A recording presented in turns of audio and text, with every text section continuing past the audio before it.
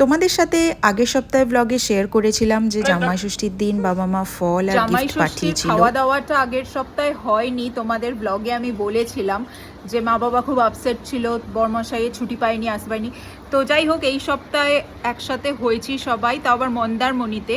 তো মা বাবা আজকে বরমশাইকে মানে জামাই ষষ্ঠীর খাওয়াবে, মানে জামাই ভোজন করাবে।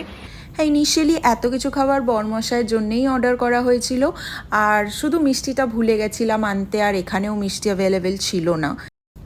কিন্তু ফাইনালি বরমশাই এত কিছু খেয়ে উঠতে পারেনি শেষ পর্যন্ত।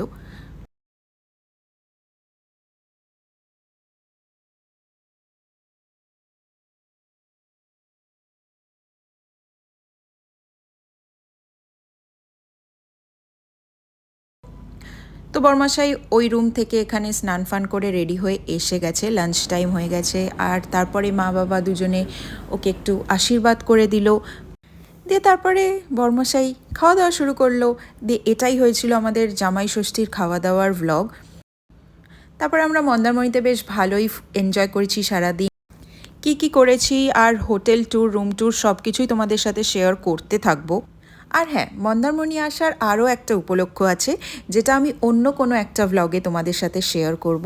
তো তার জন্য তোমরা ফলো করতে থাকো, আর ইউটিউব থেকে দেখলে সাবস্ক্রাইব করতে থাকো।